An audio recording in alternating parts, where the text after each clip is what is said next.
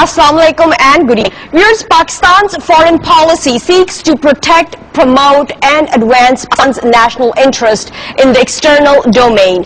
Quaid-e-Azam Muhammad Ali Jinnah, the of Pakistan and its first Governor General, in a broadcast talk to the people of the USA in February 1948, outlined the following goals of Pakistan's foreign policy. He said, "Our foreign policy is one of friendliness and goodwill towards all the nations of the world. We do not cherish aggressive designs against any country of the nation. We believe in the principle of honesty and fair play in national and international dealings and are prepared to make our utmost contribution to the promotion of peace and prosperity among the nations of the world. Pakistan will never be found lacking in extending its material and moral support to the oppressed and suppressed peoples of the world." Here the question is that are we following the same directions which Quaid-e-Azam asked us to? Are we seriously dealing with the complications we are facing internationally today?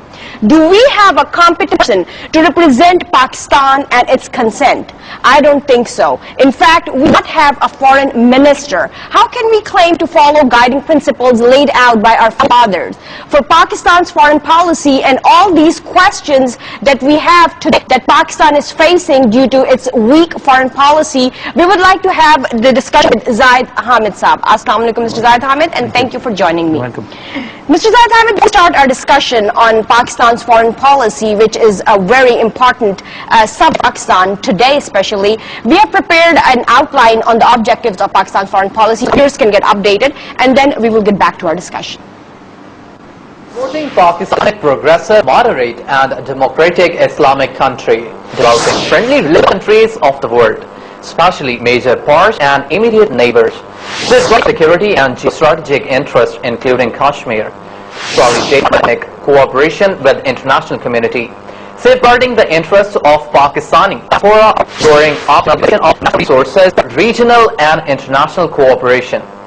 The Constitution of Pakistan of foreign policy of the country.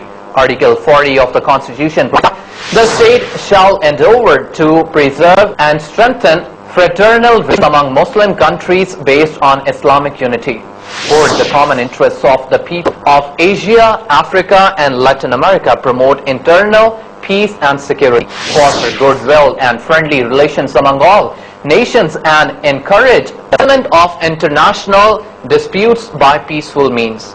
The foreign policy of Pakistan is primarily directed to pursuit of national goals of seeking peace and stability, though international cooperation. Special emphasis is laid on economic diplomacy to take advantages offered by the process of globalization, and also to face challenges of the 21st century. Our foreign policy is also geared to project the image of the country as dynamic and modern. The foreign policy of Pakistan seeks to promote the internationally recognized norms of interest relations, respect for sovereignty and territorial integrity for all states, non-interference in the internal affairs of other states, non-aggression and peaceful settlement of disputes. Pakistan has therefore always sought to develop friendly and cordial relations with all countries of the world. Yes, Zahid Hamid Saab, as you saw the objectives of our foreign policy. Now, I would like to know, first of all, that how do you see the foreign policy of Pakistan, especially since Pakistan is located at such a sensitive location on the globe? How do you see its foreign policy dealing with its neighboring countries and the world? If you ask me, I'll not speak the language of the diplomats. They always lie. I'll tell you things which are not actually true. Diplomatic language is very different from the reality on ground. When America or Obama talks about trying to protect freedom and liberty, it's to do the wars that they are waging in the world have got nothing to do with freedom and liberty, everything to do with oil, everything expanding American hegemony over the world. So coming down to the brass tacks, the reality of what the facts are, there is a tendency in the global powers, in the global interests of the world, to write off Pakistan's foreign policy or to tone down its influence. To be very honest, Pakistan's standards is the most powerful country in the region, more powerful than India, more powerful than any other country in the contemporary history you find operating in this region. And how's that? How's that? Let me explain to you. Whatever world you see today in the Indian subcontinent, or in the Central Asia, or in the East or the Greater Middle East, or even in the Eastern Europe, you will find very imprint of Pakistan's foreign policy embedded into them. Let me give you the example. When the Berlin Wall fell, and that's a great event in the history of Europe, unification, whatever world you see today, whatever you see the collapse of communism, the unification of Germany, and the rise of the new Europe, everything has impact on the modern world today. And the Berlin Wall was the symbolic gesture where the collapse of communism took place, the final collapse of communism took place. But when the Berlin Wall fell, the chief of German intelligence sent a piece of that wall to head of Pakistan's ISI, Director General of Pakistan's intelligence services, with an inscription underneath to the one. How do you do that? That's what I want to know. To the one who struck the first blow. See, Pakistan destroyed Soviet Union. It was Pakistan's foreign policy that we decided to cut a major superpower of the Cold War era, which NATO could not defeat, Americans could not defeat. Afghanistan was invaded by the Soviet Union in 1979. And that's where Pakistan made a solid policy decision that we will confront Soviet Union, Afghanistan, because for us to have Soviet Union on our western borders was an existential threat. It was our decision.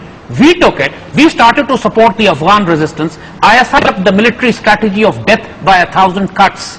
We created the bear trap. We trapped the Soviet Red Army into Afghanistan.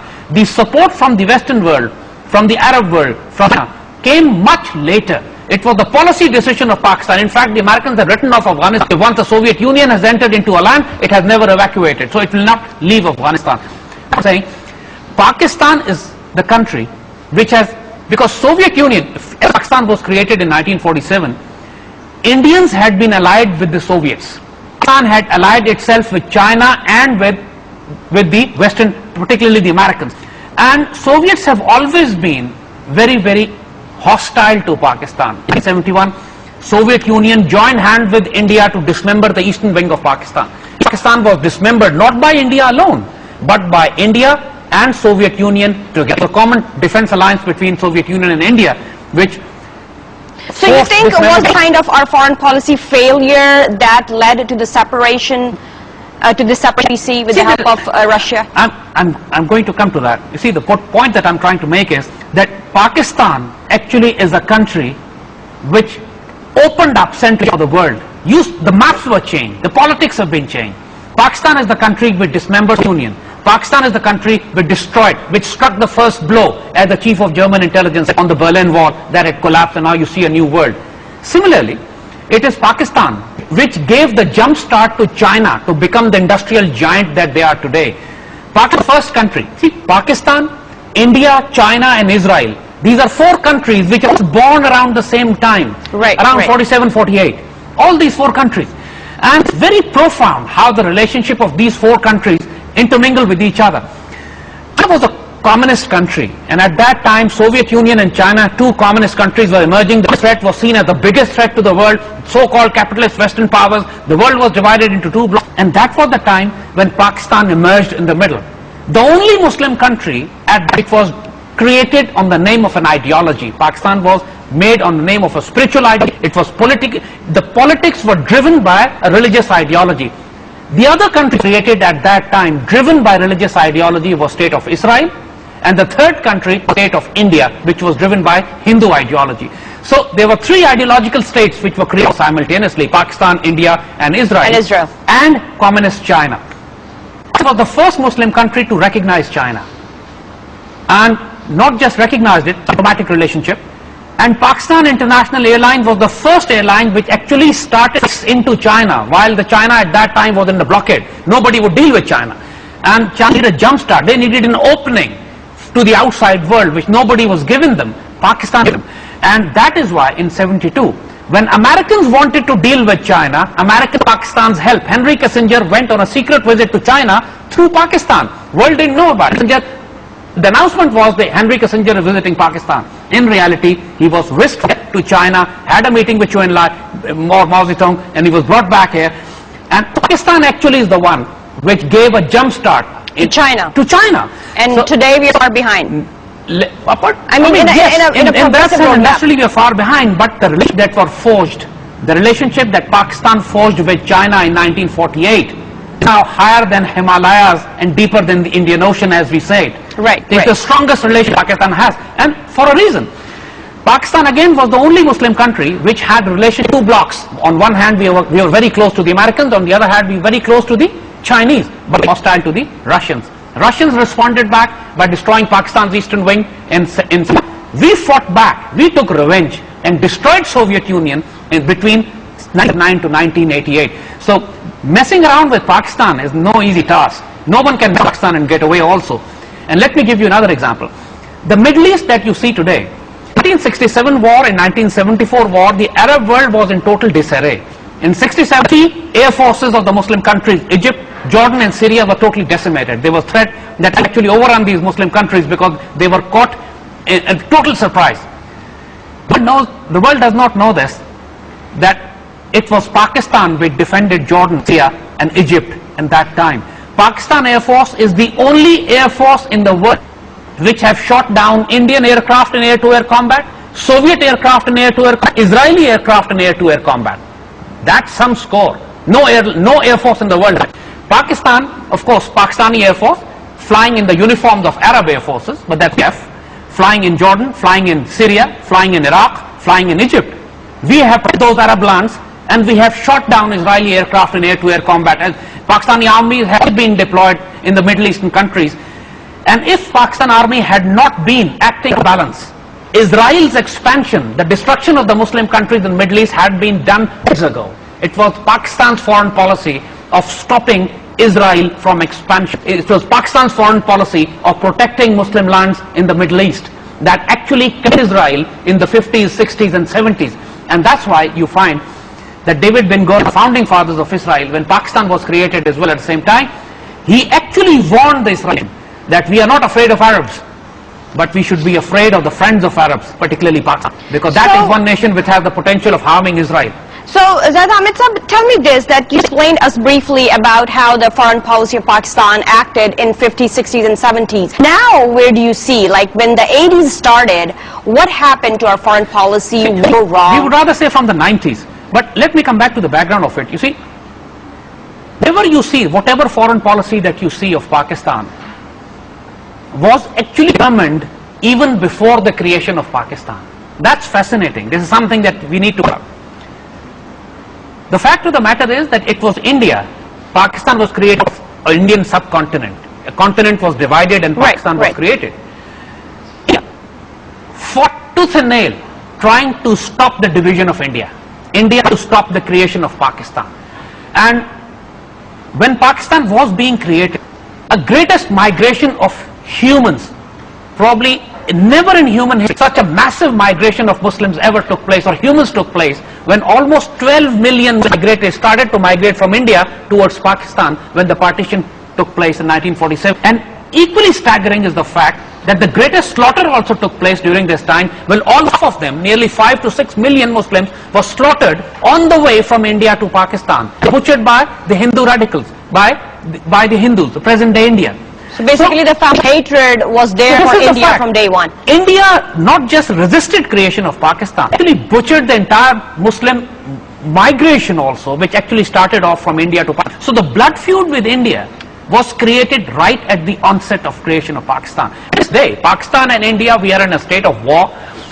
We have only had brief periods of peace. Even right now, while we are doing this program, there are clashes going on the line of control on Kashmir. And the hostility has never reduced, let alone being reduced. In fact, it's getting every day. Both are now, after 65 years, both countries are nuclear power. The disputes that started in 40 Kashmir, they still remain, and both countries are strongly antagonistic to each other. But at the same time, one thing very interesting that you need to note, because whatever is happening to Pakistan has its roots in the 20s, 30s and 40s, even before the creation of Pakistan. I'm trying to emphasize right now, which the world does not know this. This is very profoundly important to understand one of the disputes that Pakistan faces today, which shape Pakistan's foreign policy now. So, I have a question here, that do you think, seeing the background of Pakistan and India, do you think it's wise today in the age of millennium to stay head-to-head in a war kind of thing with your neighbor? let me give you an... How do we proceed in this scenario? But I will do the discussion. We will go on a short break here. Viewers, stay with us. We'll be right back after a short break.